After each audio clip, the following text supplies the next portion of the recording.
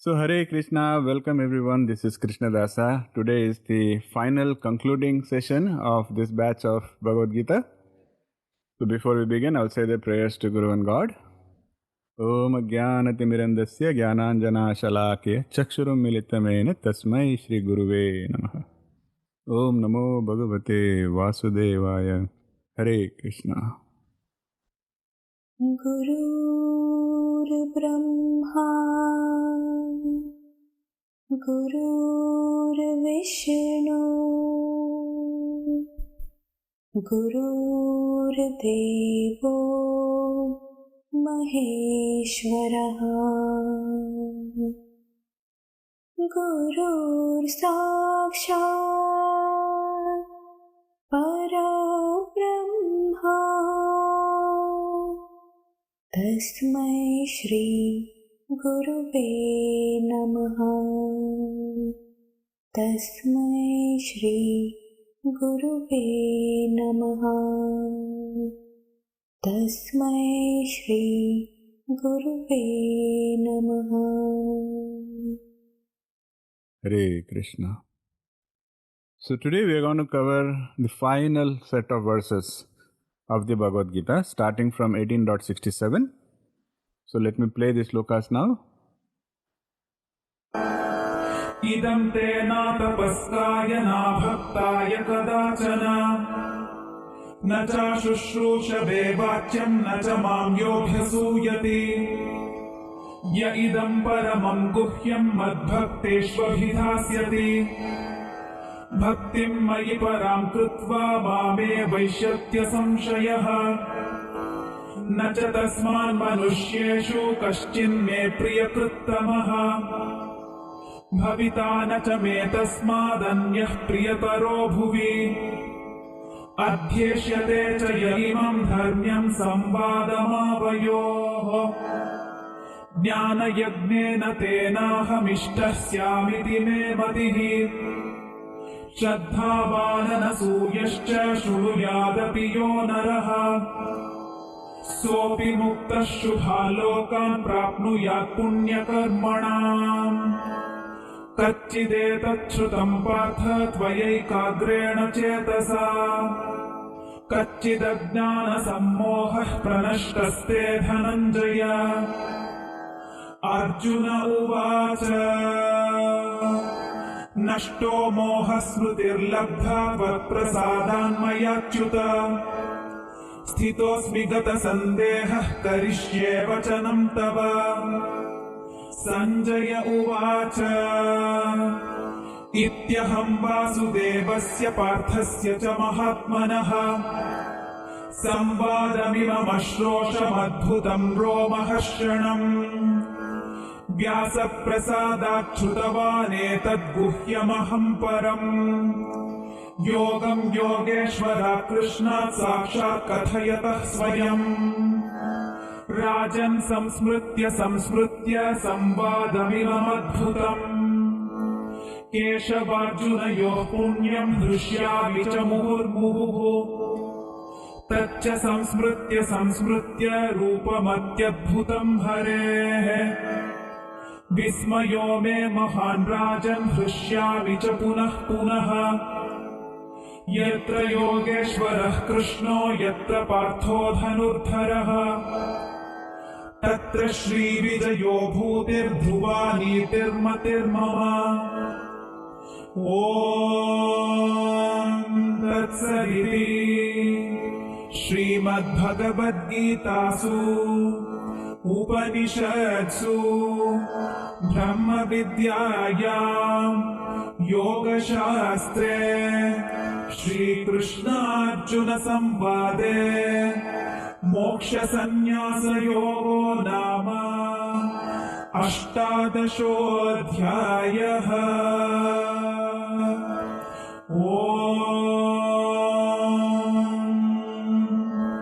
शान्ताकारं भुजगशयनं पद्मनाभं सुरेशं विश्वाधारं गगनसदृशं मेघवर्णं शुभांगं लक्ष्मीकान्तं कमलनयनं योगिभिर्ध्यानगम्यं वन्दे विष्णुं भवभयहरं सर्वलोकैकनाथम्। हरे कृष्ण कृष्ण कृष्ण हरे हरे, हरे Ram Ram Ram Hare Hare.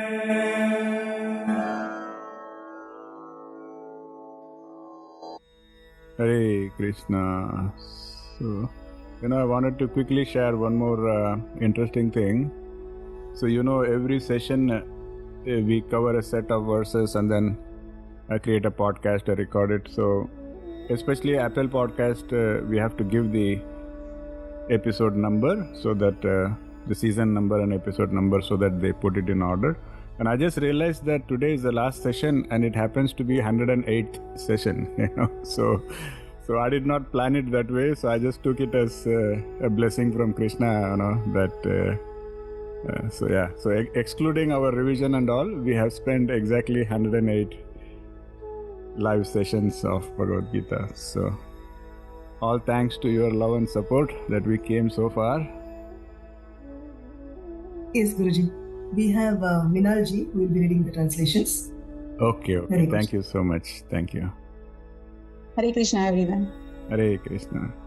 Shloka 18.67. This confidential knowledge should never be imparted to those who are not austere or devoted, nor to those who do not have the willingness to listen, or who speak ill of me or envious of me. 18.68.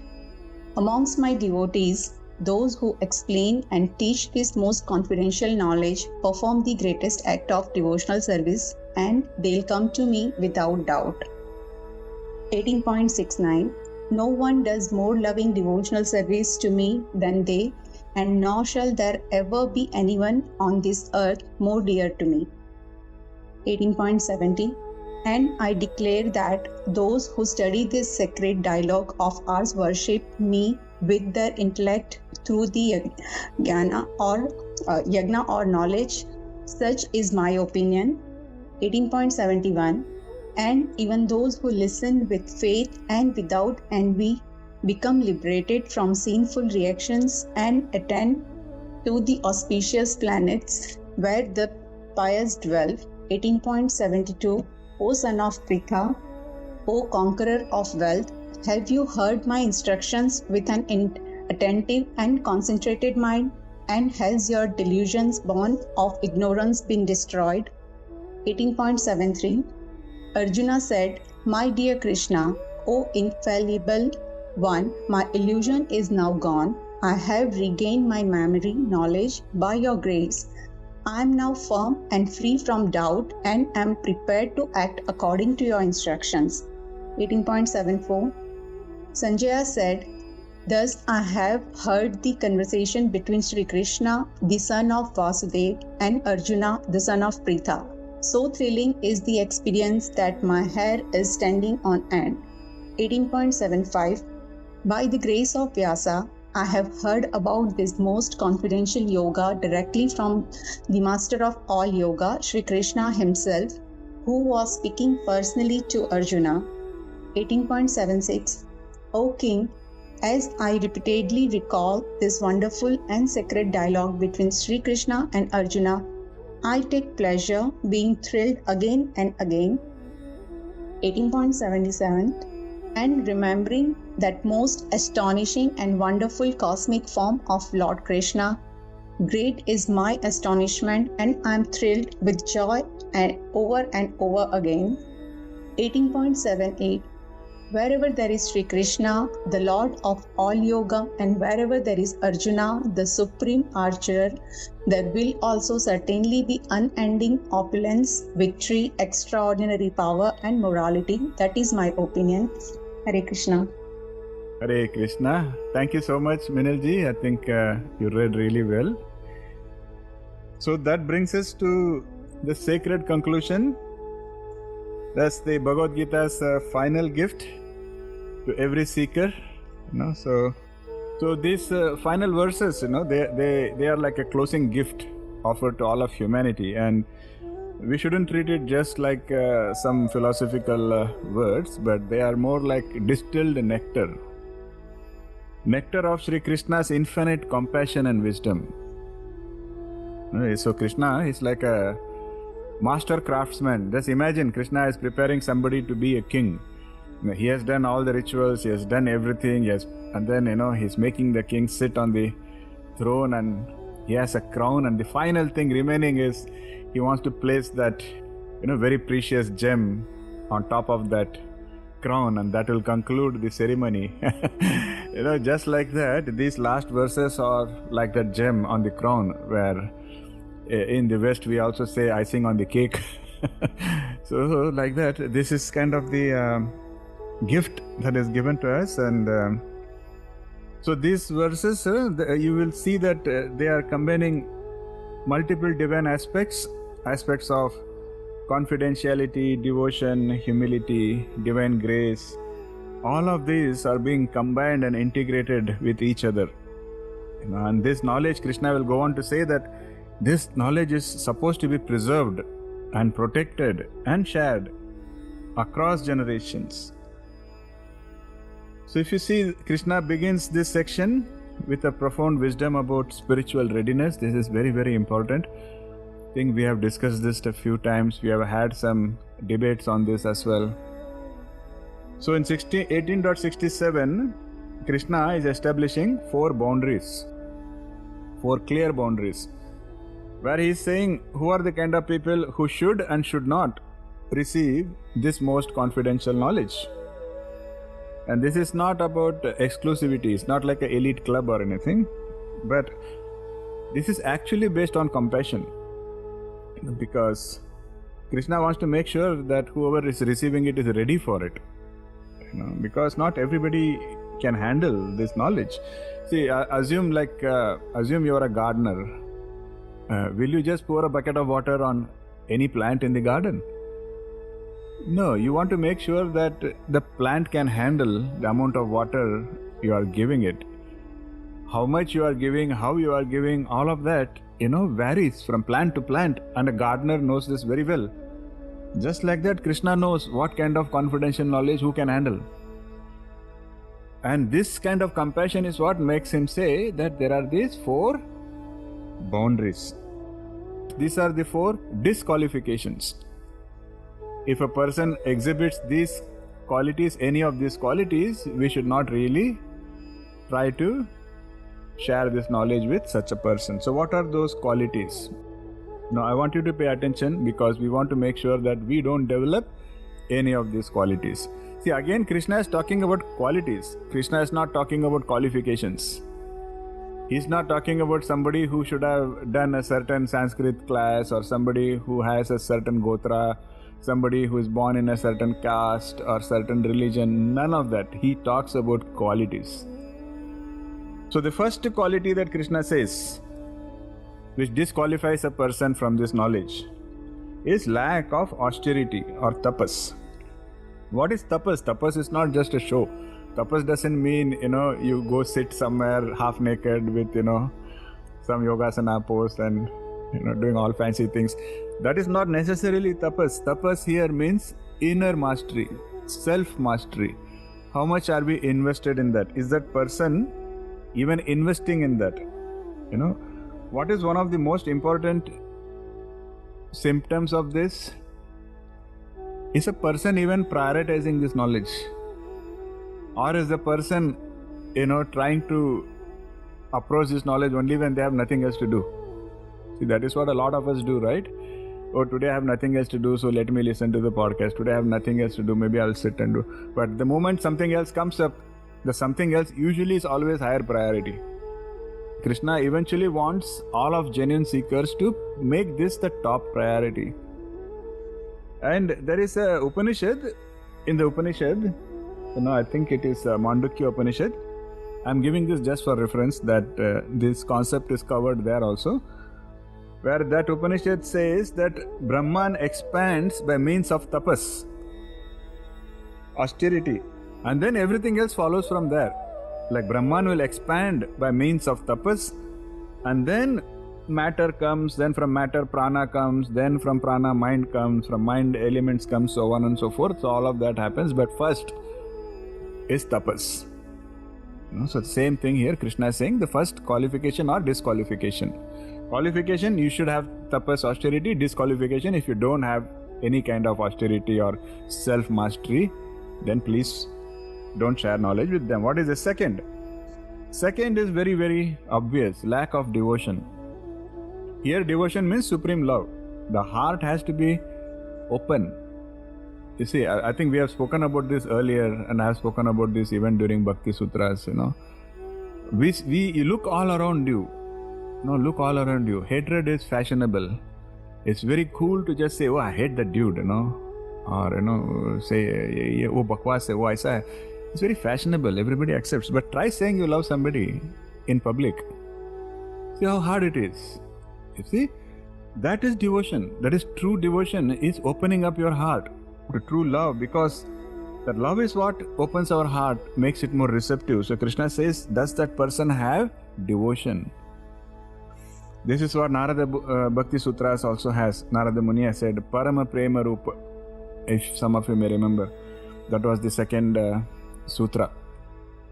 The third disqualification, unwillingness to listen.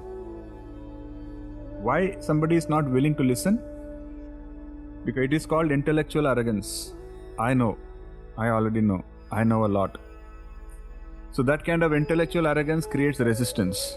Even before they start listening to something, they will have 100, arguments. Like in fact, in the first batch of Bhagavad Gita, when I started, I vividly remember one person on the very first day, the very first chapter, we are just starting, and that person was full of, but Krishna didn't stop the war, Krishna didn't do that, Krishna didn't do that, why are we even studying about Krishna? I just folded my hands and say, you either need to have patience or you need to find, some other role model.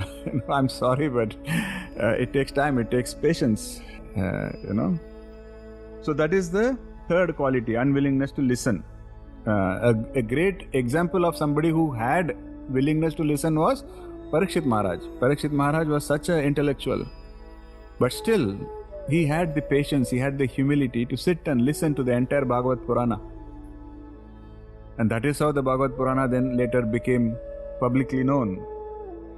So the message here is, if you are listening to Bhagavad Gita, or if you are trying to listen to Krishna's teachings, and if your goal is more to intellectualize it, or more to show off, or more to debate, then Krishna says that means you are not ready. The fourth quality, you shouldn't have any envy. Especially no envy towards God himself. Some people are envious of God. That is kind of... So Krishna is saying, that kind of creates a barrier. You cannot open up to knowledge, because that envy will poison. It will poison the person's mind. It will poison the mind of everybody around the person. Very, very important. So those are the four qualities. Let's make sure that none of these qualities creep inside us at any point in time. You have to keep a check for all of them. Okay, so why is this emphasis? Why is this emphasis on readiness? The Bhagavad Gita is a map. It is a map for our soul's transformation. Now we cannot just carelessly share it, because there is a risk that it may be misunderstood, it may be misused, sometimes it may even cause harm. If you look around you, or if you look at history, most of the biggest troubles on earth happened in the name of God. Most of the atrocities, most of the big wars, they all happened in the name of God. But was it God who created the problem? It was created by people who misunderstood the word of God, who misused the word of God. That is Krishna's message here. That is why Krishna is emphasizing the need for being ready. Like, very famously people quote, today also there are a lot of people with half knowledge, they will say, oh, Oppenheimer was inspired by Bhagavad Gita and he created the atomic bomb. But you have all studied Bhagavad Gita, we have completed 18 chapters. Was there anywhere Krishna has encouraged destruction of humanity? So this is the problem. Half knowledge, knowledge with the wrong intention, wrong mindset, not ready, it creates issues. That is why Krishna has given so much emphasis on readiness. And this is exactly what, even West, like medicine, like a strong medicine or a strong operation, a big operation, even a doctor will not perform if the patient is not fit. They will say, this patient is not ready, we cannot do that. Just like that, this is strong medicine for the soul. So Krishna wants us to be ready. Okay. And this is exactly what the ancient Guru Shishya Parampara was all about. It was all about the Guru. When you are close to the Guru, when you are opening yourselves to the Guru knows each person's fitness level, each person's readiness level, and they will convey the knowledge accordingly. That was the whole idea. In fact, the word Upanishad itself means sitting near. Sitting near what? Sitting near a spiritual teacher, a qualified teacher. So by giving us these 4 disqualifications, Krishna wants us to safeguard the potency of this teaching and also protecting the students and also protecting the teacher. That is the whole idea. Yeah, like you can reflect. I'm confident that all of you have had this experience, that you have probably tried talking about Bhagavad Gita, talking about Krishna to your friends and your family, and you must have definitely come across some people who are indifferent, or some people who are just having some resistance. Some people may even have ridiculed, what are you saying? Have we all not, experienced all of that? That is the whole point. So Krishna's guidance here is freeing us. This is very important and is very unique from most other religious teachings, because here Krishna is freeing us from the need to convert or force anybody. Krishna never says your job is to convert people, your job is to make people go and say Hare Krishna, your job is to... You don't have that obligation. You don't need to convert anybody, you don't need to force anybody. This is the fundamental difference between Sanatana Dharma and many other types of teachings. So we are encouraged to do, instead what are we encouraged? We are not encouraged to convert or force anybody. What are we encouraged to do? We are encouraged to cultivate qualities ourselves. We are encouraged to lead by example. If you remember the lessons that we have learned so far, that is the encouragement here. Convert yourself, transform yourself. That is the most important thing. So once these boundaries are established, now Krishna is revealing one of the most beautiful paradoxes of spiritual life, where he first says this knowledge has to be protected, and he also says this knowledge has to be shared. Again, this may feel like a contradiction. Like, how can Krishna say share the knowledge and he's also saying be protective of that knowledge, right? So beautiful. So this is how his teachings are all. Just this morning I think we were talking about this topic when we were discussing Swami Samarth and his philosophy, where he said even he introduces contradictions in his teachings every now and then. Because what happens when there is a contradiction or apparent contradiction, your intellect goes into a pause. Your intellect is, it wants to figure out what's going on, and in that gap maybe some good thing goes in. That's the whole thing. So Krishna has said here, he said that one who is imparting this supreme confidential knowledge among devoted souls, they perform the highest worship and they become dearest to the divine. So yes, we all need to try and spread the knowledge, but first we have to make sure that we are living it. It shouldn't be based on just showing off or hypocrisy. Are we actually following the teaching ourselves? And are we able to identify who are the people who are patra, who are yogya, who are ready? All this groundwork we have to do. Efforts we have to put in. Then go and share the knowledge, and Krishna says that will be the highest form of your devotion to me. That is why I am also saying, spread the word with the near and dear ones, bring them into Krishna's circle, and that will be a really great service, but not from the perspective of I'm converting somebody or I'm forcing somebody. It should be from the perspective of I really care about somebody's transformation, I really care about somebody's spiritual progress. And I make myself trustworthy so that that person can follow me and they can come into the fold of Krishna. If you can do that, Krishna is saying that would be the biggest form of devotion from your side to me. So in a way, it is kind of a hierarchy. Krishna clearly said, note it down, 18.69, where Krishna clearly says that nobody performs more loving service than those who share my teachings. The hierarchy, the top is this: internalizing Krishna's teachings and sharing his teachings. He says that is at the top. And then everything else comes after that. Things like rituals and charitable works and all of that will come later.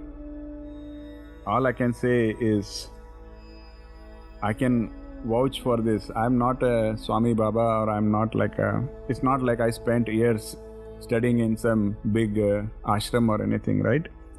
So I can myself have experienced this, that sometimes, this I'm saying out of humility. I'm not saying this like showing off or like I'm great or something. Out of humility, that even somebody as insignificant as me, sometimes I have realized that Krishna speaks through me. Especially when I'm trying to convey something. How I know this is sometimes when I go back to one of my old podcast recordings, I can't believe that I said that. I can't believe that, oh really, like I had this amount of clarity at that time, because then it becomes obvious to me that the divine is still acting. The divine is acting through me, it's acting through you. You see, it's very profound. If you have that kind of realization, you should cherish it. You should treasure it. What that actually reminded me also is, or maybe one more experience I can share is, if somebody is teaching and they are teaching more like from a scholarly perspective, that they know all the scriptures, they know Sanskrit perfectly well, they know how to recite all the shlokas and brilliance, it may feel nice, but, a lot of us will not feel comfortable or confident to just open up or relate with a lot of it. That is why if you see, when I have been teaching, a lot of times I have been a bit okay to share my vulnerabilities. I will say that I have not been perfect. I will say that I have made mistakes. I will say that I have had my own challenges. The point is, if I have had a challenge and if I was able to overcome, that gives the students the confidence that they can also overcome, because they are also having similar challenges. All of us are having some challenge or the other, right? So that vulnerability, we need to be vulnerable, be okay to be vulnerable. So what is the message behind that is, why I'm talking about this is because we just spoke about sharing the knowledge. So how you should also share the knowledge? First, once you make sure that the person is ready, then the sharing should not be from a scholarly perspective or a I know so much perspective. It should be from the position of vulnerability, from a position of humility. Because that sincerity and humility is what matters more than being scholarly. You don't have to be a scholar. You see, that is the whole idea here. Now, teaching the Bhagavad Gita, again, even the way Krishna has explained, it is more like lighting a lamp. And you are lighting one lamp using another lamp. Okay, these days you don't use lamps that much. Let us say candle. Even candle is rare, but at least people have seen candle. So it is like lighting one candle using another candle. So when you use one candle to light another candle, does the light of the first candle become less? That is the whole idea. So we should never feel as if we are losing something. We are not losing anything. In fact, light itself gets multiplied, because instead of one candle, now you have two. That only increases the overall light available. So that should be the mindset with which we go and share spiritual knowledge. The other very, very unique aspect of such spiritual knowledge is, when such knowledge is disseminated, when such knowledge is transferred, it elevates the student, of course, but it elevates the teacher also. So overall, there is upliftment. Overall, there is positive transformation going on. So beautiful. And then see, in 18.70, Krishna very beautifully talks about something called as yajna of knowledge. Now, Krishna is saying, those who study this sacred dialogue, they worship me through the yajna of knowledge. So beautiful. What does that even mean? If you want to understand, we can use a simple analogy. So we can say, imagine that Bhagavad Gita is the sacred fire, and then each verse, each insight, they are like pieces of sandalwood that we are throwing into that fire, offering to the fire as a sacrifice. Each doubt, each question, when it is from a position of humility, when it is pariprashna, they are all like clarified ghee that we are offering to the flames. Like that, what is the outcome? The outcome is yajna. The outcome is the flame becomes brilliant. Everything is getting offered and it's all being, utilized for a higher purpose. That is the whole idea. Such a beautiful way of saying that it's yajna of knowledge. Because in Vedic rituals, yajna basically means you have a sacrificial fire and then the sacrifice happens. So here Krishna is saying the offering is the mind itself, which is set ablaze with devotion and focused inquiry. And if we approach Krishna's teachings in this spirit, our entire system becomes like an altar, where all question, doubt, insights, realizations, they all become offerings in that fire, sacrificial fire. That is how we should approach it. How much more beautifully can somebody, present what spiritual knowledge is all about? And then 18.71, Krishna is widening the circle even further. Okay. This is very encouraging for all of us. So please listen carefully again. So he says, Shraddhavan anasuyascha smuyadapi yo naraha.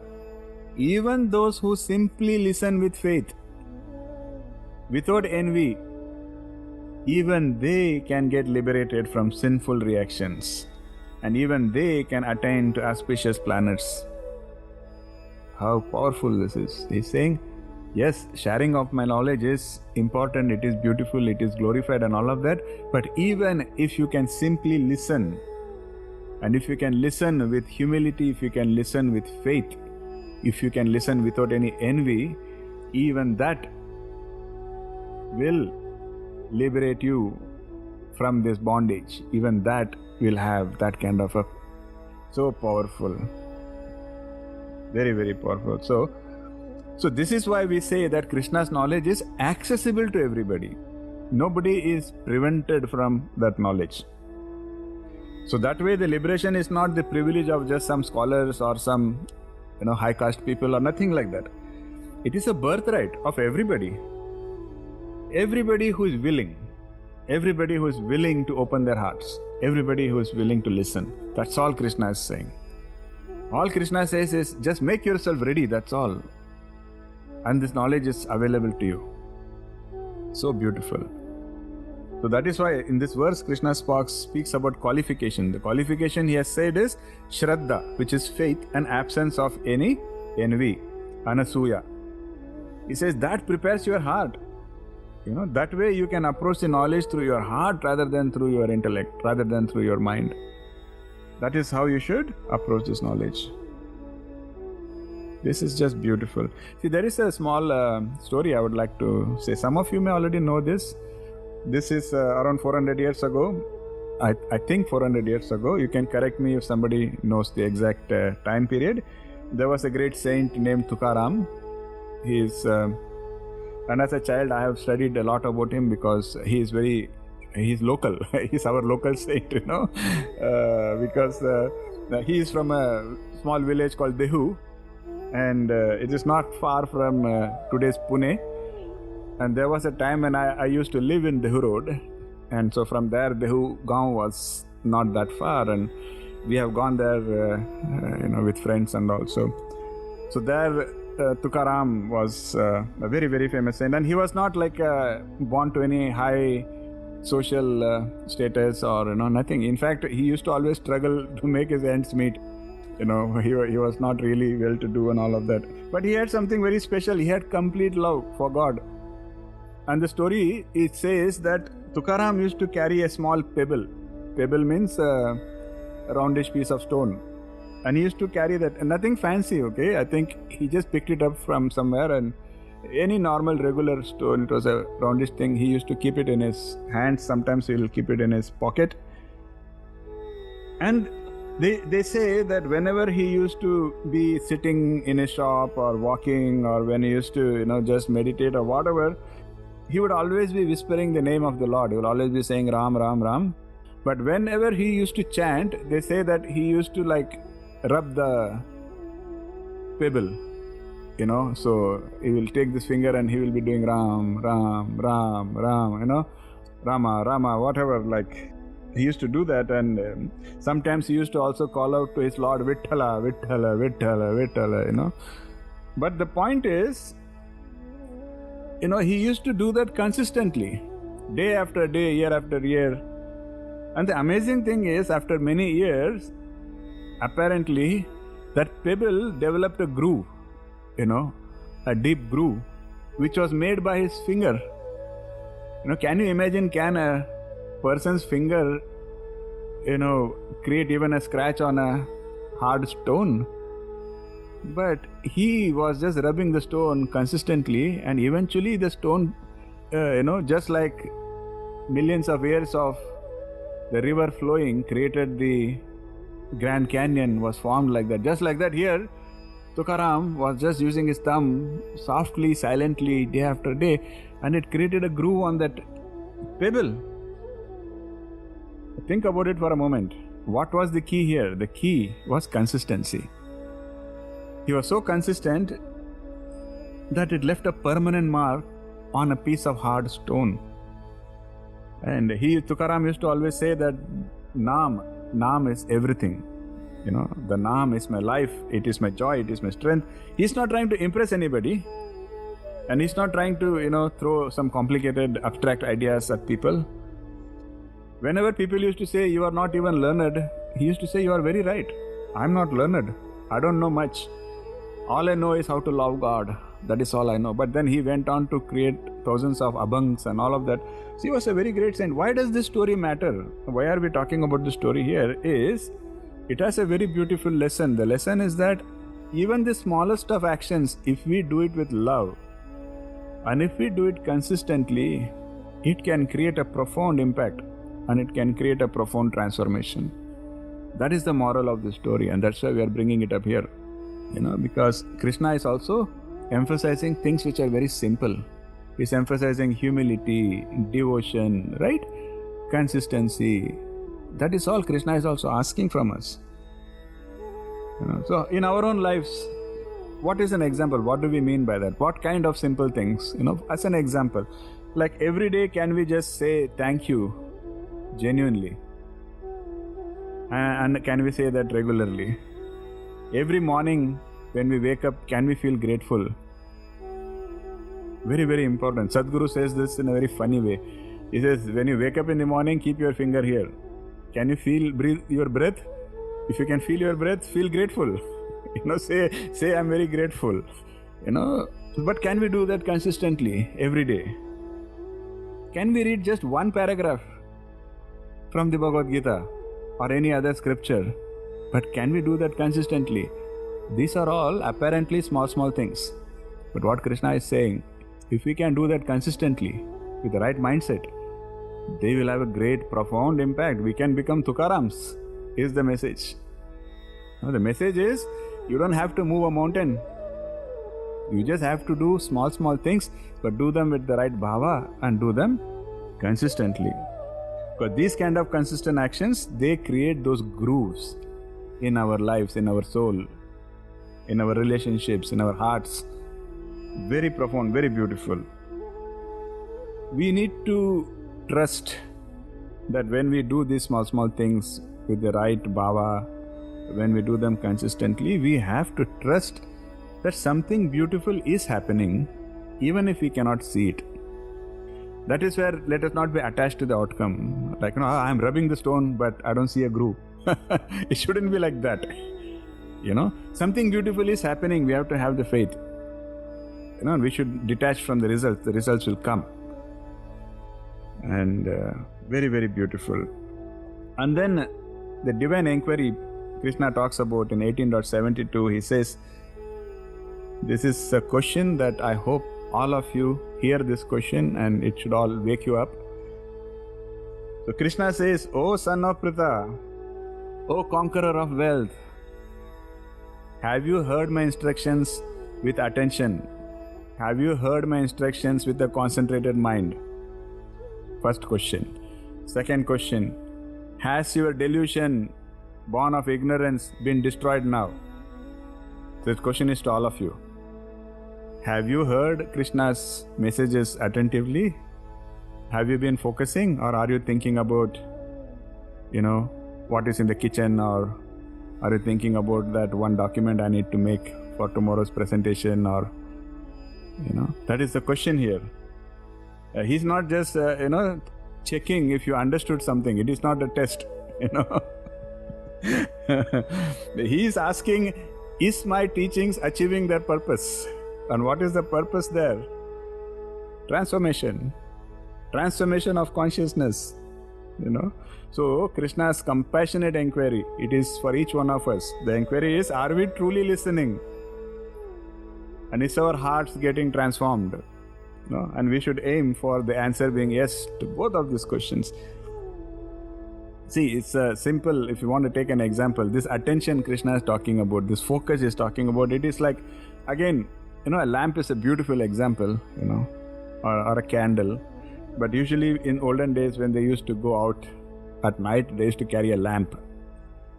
Now you are carrying a lamp, even if there is no wind, if you are walking and if the lamp is shaking like this, then it starts flickering. And if you have used a lamp, you will know that if the flame keeps on flickering, it cannot really show you the path ahead. Because so what is required is the lamp has to be steady. The lamp is steady, it will show you the path ahead. Just like that, if our mind is steady, then that knowledge will cause the transformation required. See, that is why Krishna was talking about samatvam so much. Very important. A steady mind, a focused mind, an attentive mind. Very, very important.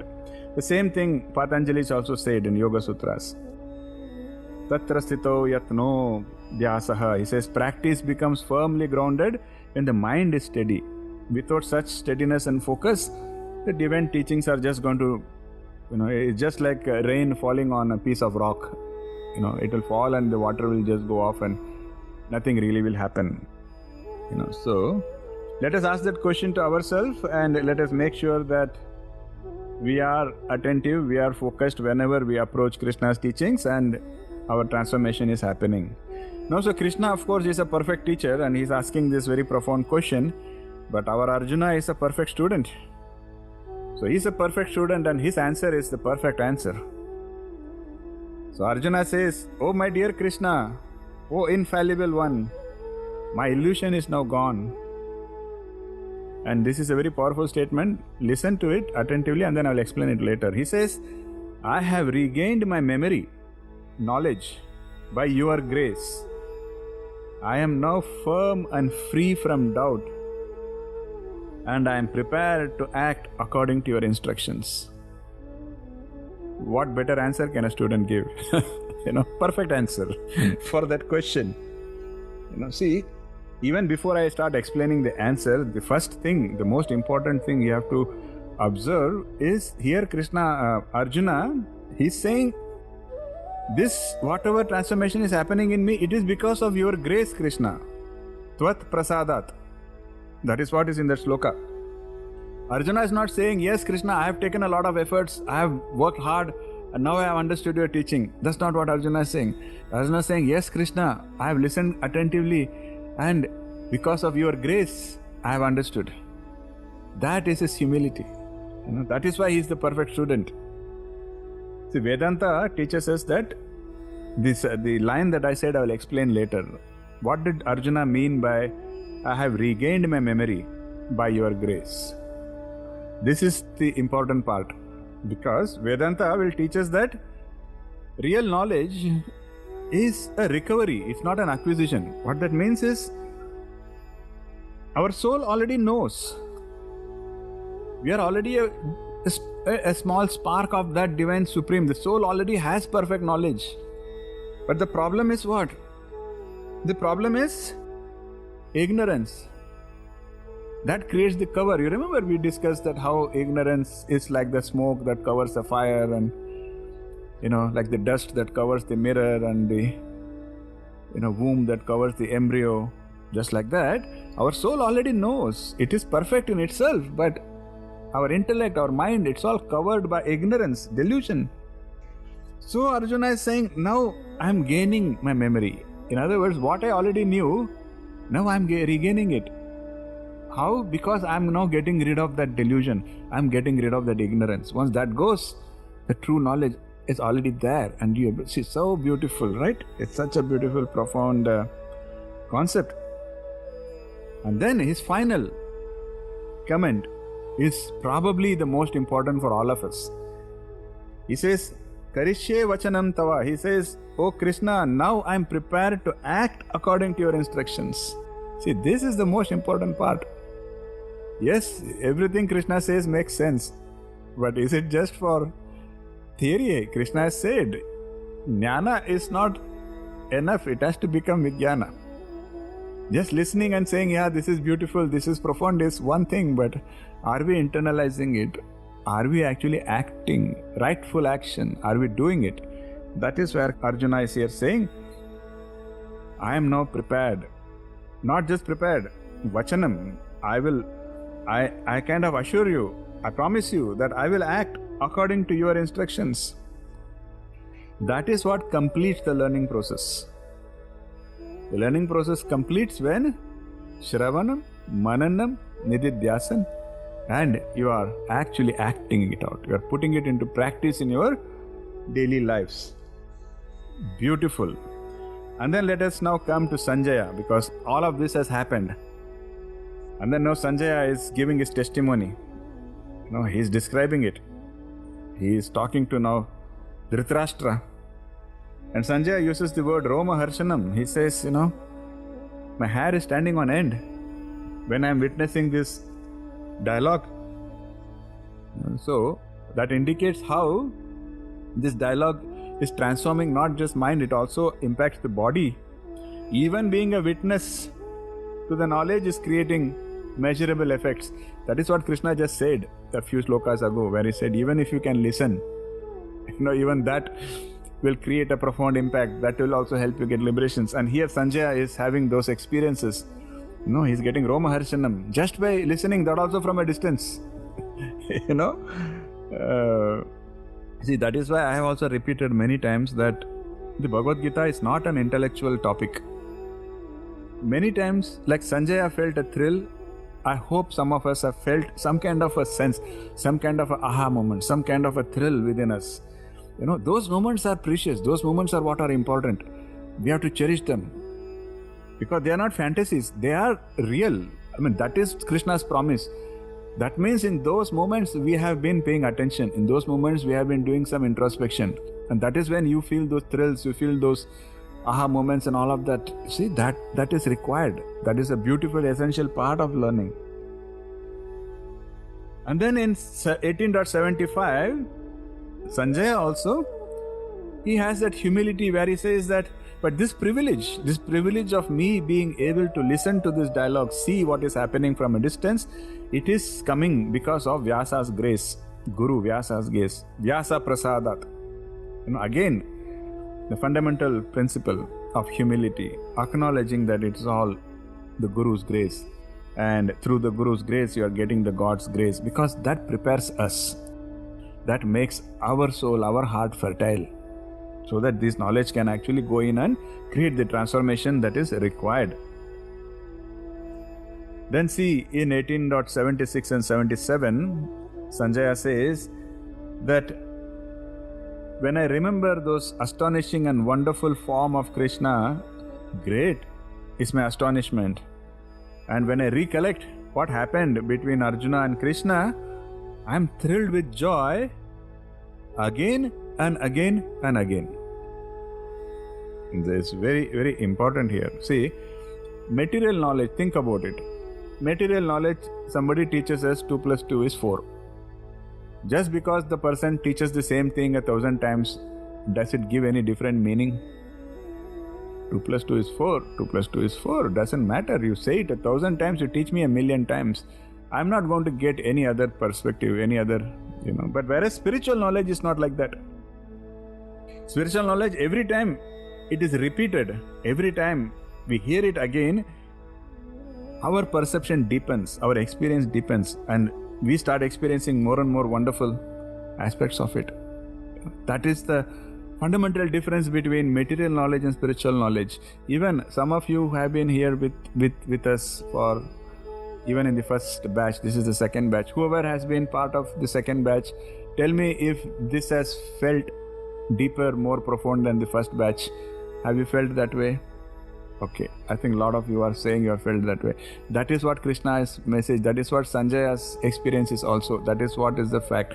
So I'm very confident that whoever is going to continue the journey and say, let us do it the third time, it's going to be even more transformative.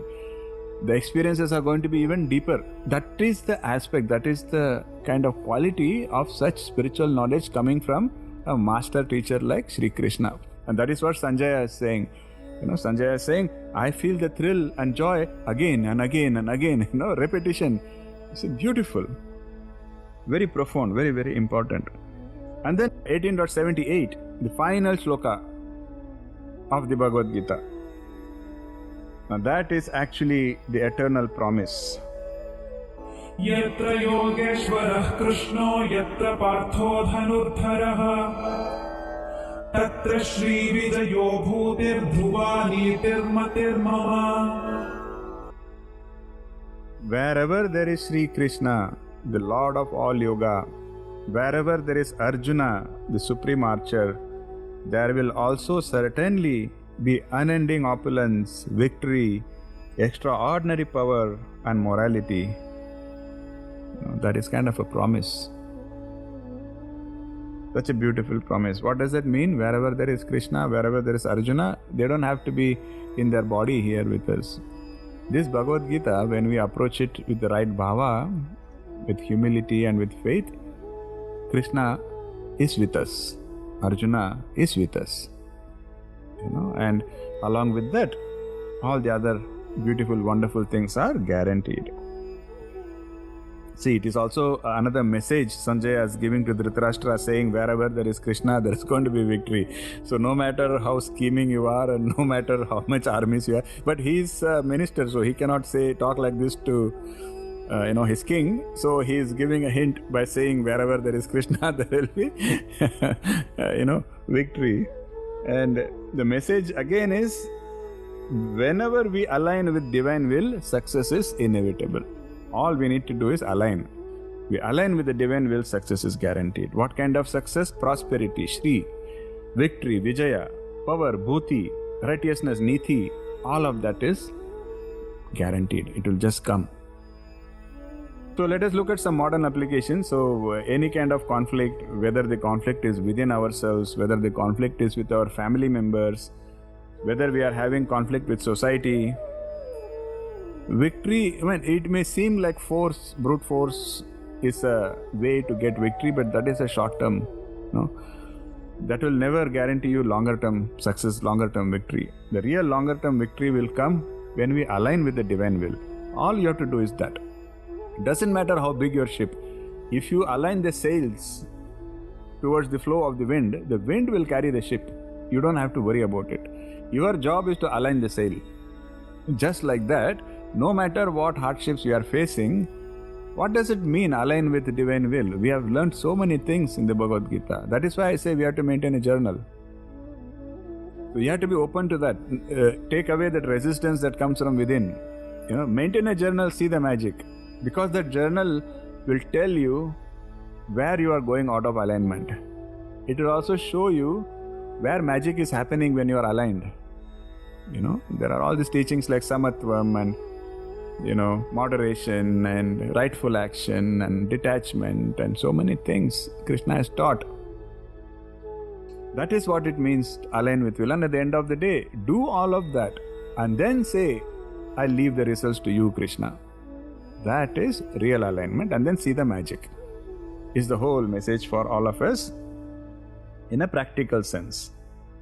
And Krishna's final advice is very clear. Krishna is saying you have to live the Bhagavad Gita. It is not just I'm reading it for a intellectual fun. You have to live it. And what is Krishna? Anybody remembers what was Krishna's advice? If you are trying to teach somebody but they are not ready, they are not listening, they are not open. Does anyone remember what was Krishna's message? What you should do in those situations? Okay, I see a few hands. Okay. Chitra ji, what are we supposed to do? Hare Krishna Guruji, we have to lead by example by practicing ourselves. Thank you so much. Somebody, we should give some applause. Very wonderful. That is exactly what Krishna said, right? Krishna said, lead by example, be the example. And even those people who are not ready, those people who are not qualified, who don't have the right qualities, they will eventually come. They will eventually follow. They are seeing you, right? But Krishna is saying you don't have to, your job is not to force somebody. Your job is not to convert somebody. Your job is to internalize the teachings and live it yourself. And you will prosper. The transformation you go through will be visible. And others will automatically follow. Very powerful lesson that we should all take home. And we have to now do this kind of self-reflection every day. Now, am I seeking knowledge to impress others, or am I seeking knowledge to serve others? Am I having any kind of envy towards those who are more advanced? Or am I having any envy towards Krishna himself? Second question.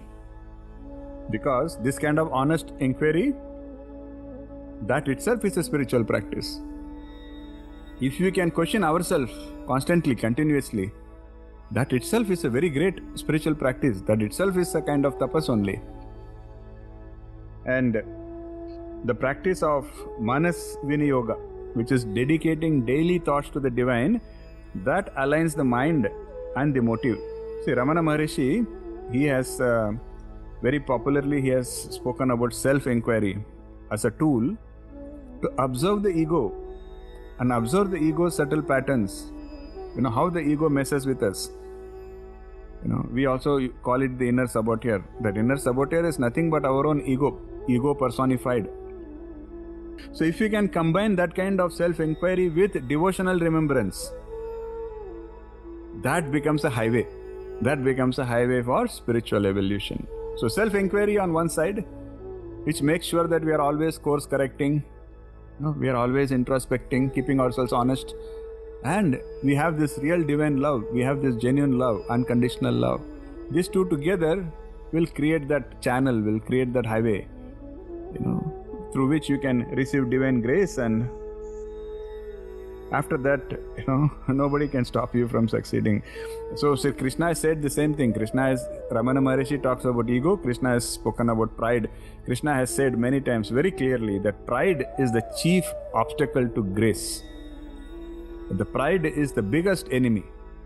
It will create a barrier, it will create a blockage, it will prevent you from achieving any kind of real transformation. But the most encouraging thing is to recognize that sincere faith and openness, they matter more than intellectual sophistication or formal training. Because we all sometimes feel doubtful whether we have the enough intellectual capability. A lot of us have that question, am I intelligent enough? Can I comprehend, right?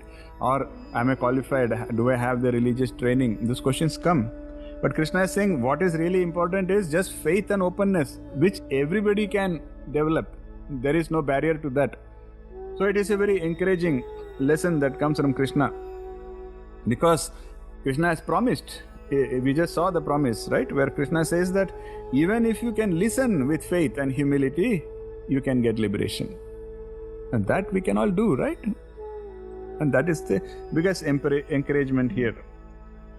So as we reach this culmination of this divine dialogue, I would like to say that although this is the final verse, final chapter, it is not like an ending, but it is actually a beginning. Because as we said, we are supposed to now start living. And these final verses, they are not closing the book, they are just opening a door. They're opening a door to inner transformation. So the real beginning happens now. And, very, very important. And Swami Vivekananda, you should remember what he said. He said, arise, awake, and stop not until the goal is reached. That message is very important here. Now let us arise. We have all this knowledge, we have all this wisdom, we have all this confidence. We have Krishna's blessings, Krishna's grace. Arise, awake, live the lessons of the Bhagavad Gita, put it in practice, lead by example, and be that source of light for countless others in your life. That is the whole message. And again, Krishna's last words to Arjuna, it's a personal call to all of us. Have you listened with attention? Have you focused? Sometimes this happens, na?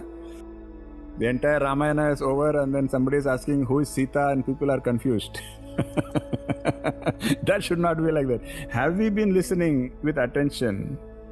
How do we know if we are listening with attention? Do we really think our ignorance is gone? Do we really think our delusion is gone? Okay, very important.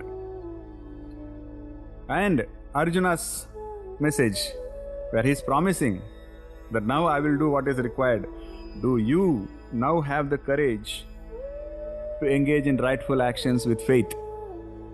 That's a question. Because the promise that Krishna made, it is valid even today. It was valid 5,000 years ago. It is valid even today. It's not just an opinion. It is a promise. And it has been verified and validated by countless saints and sages. So we have a lot of living examples of how this is truly transformative and how those promises are real. So grace flows where humility grows. And devotion blossoms where purity grows. So let us remember, let us reflect, let us rejoice again and again, just like Sanjaya. May the Lord of Yoga guide our steps. May we remain ever open vessels for divine grace. May we carry this eternal flame of wisdom into every corner of our lives. And let us ensure that Bhagavad Gita's light continues to illuminate us and the world around us. May we all attain Shri Krishna's grace. Om Tat Sat. Hare Krishna. So that concludes our Bhagavad Gita. I can maybe open the floor for any questions or comments. And also the next batch, we are planning the next batch. And a lot of people have already registered and all. But I don't know if they are, people are registering, but I don't know if they are checking their emails. Because I'm sending mails and I don't get any response. So please have people register and let them use an email ID that they actually check, because the instructions for the next batch is in that email. Okay. Let me open the floor.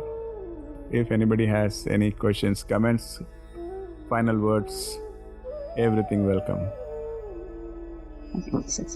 Everybody have to clap, and we have concluded this one. And on behalf of all the devotees, we thank you, Guruji, for this kind of the explanation you gave. And then it's something transferred my life, I want to say.